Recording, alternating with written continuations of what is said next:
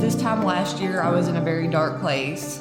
Me and my husband were having marital problems. We even separated for a little bit. We were having extreme financial difficulties as well. I had gotten my tubes tied the year before because we had decided that our family was finished.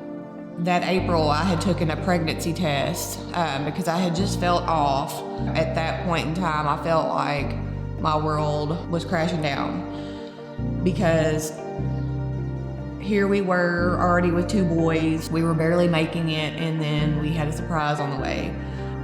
I knew from the moment that I got a positive pregnancy test that I did not want the baby. I had struggled with the decision to have an abortion. It wasn't something that I was proud of, the decision that I made, but it was something I felt was probably best. So we had made an appointment and we had decided to go with the medical abortion pill. We actually were bombarded by protesters. We were yelled at, we were screamed at, we had water thrown on us, we were called names. And it was probably one of the most embarrassing things that I've ever been through in my life. They told me that they had to play the heartbeat for me, but I didn't have to listen. I could cover my ears if I wanted to. So I chose to cover my ears. I didn't want to hear it, just because I didn't want that to influence my decision to go through with the abortion. I don't know if you know how the abortion pill works, but the first pill that you take begins to, it stops the progesterone growth of the fetus. So it does, begin to deteriorate the fetus, and then they do send you home with a few more pills to insert vaginally to go ahead and expel the fetus. And I did take those home with me. You think about it, then you go do it, and then there's that long drive home where you think about what you did, and then you get home, and the whole time in your head you're just going back and replaying like everything that's happened. Are you making the right decision? Are you sure you really want to do this? I was laying in bed, pretty upset, and I don't know what come over me, but I just wanted to know more about that pill that I had taken because I didn't really do a lot of research on it. I just knew that I wanted an abortion and I wanted this to be over with. And I started reading up on what that pill could do, and it instantly made me upset. What have I done? What have I done? I didn't want to be responsible for taking the life of my child. Immediately I got on my phone and I'm researching, can this abortion pill be reversed? Could it fail? Anything to shine a little light on what was going on.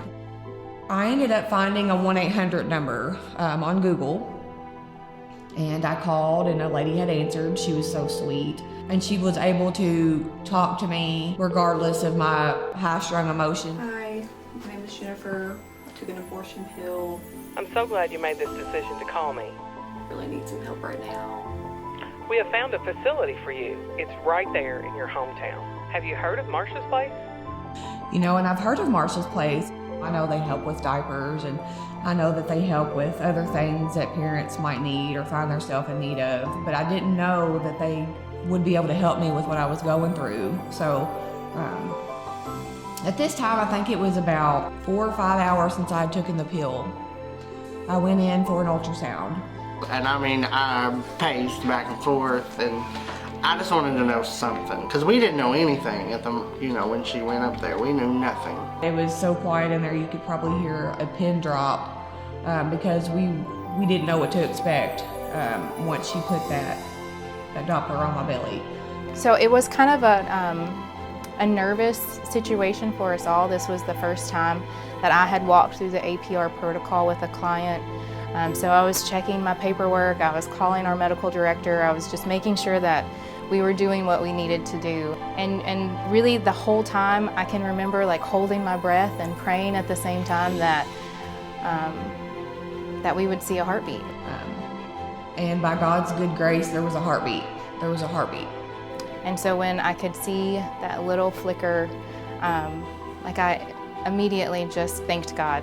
And I remember turning the screen around so that she could see, and like just tears rolled down her face. And so it was an exciting time for both of us to be able just to kind of breathe.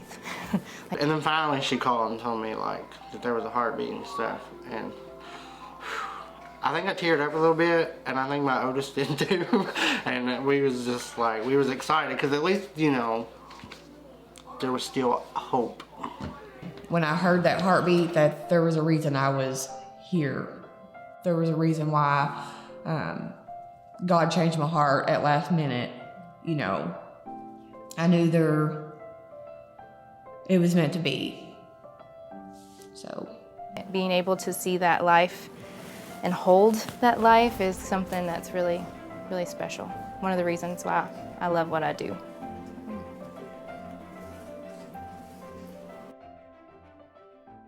Becky.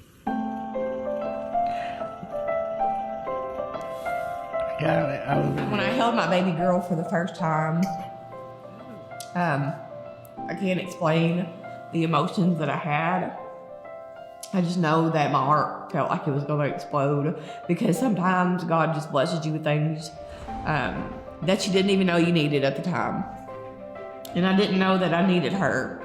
But now that she's here, our lives are forever changed, and we're so blessed. And I know that if I hadn't have made that decision that day to keep her and tried to save her life, I don't know where our life would be, and I don't know if I could even live with the decision that I could have made. I know that I probably would have lived the rest of my life struggling with that. So I'm glad that Marsha's Place was there. I'm glad that Holly was there. I'm glad that I had not only a support system at home, but I had a support system at Marsha's Place. Am I ashamed? No. Just because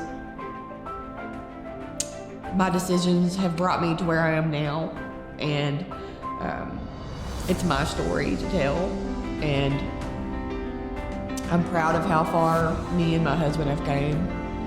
Things are great now, you know. God has worked tremendously within my marriage. And I feel like this situation has probably brought me and my husband closer together. I want women out there to know that if you find yourself in a similar situation, reach out, and just know that you're not going to be judged. You're not going to be looked down upon and talked about. These ladies here at Marsha's Place are the most compassionate people I've ever met in my life, and they just feel like family.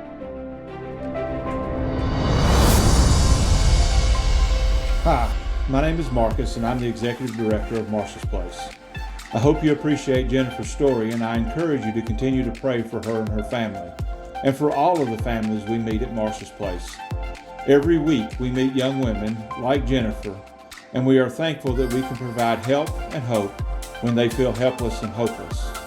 I'm grateful for our many financial partners at Marsha's Place. If you are already a donor or a sponsor of our work, thank you. We cannot do what we do without you. If you would like to become a partner, we would love for you to join us. You see on this page several ways that you can give right now. You can go to our website at marshasplaceprc.org, or you can text the word GIVE, G-I-V-E, to 833-418-1222. I invite you to follow us on social media and hear our story and join us on this journey. We are so thankful that the Lord allows us to intersect lives at very difficult moments, and your faithful partnership allows us to do so. Thank you, and stay tuned. There's more to come. Blessings.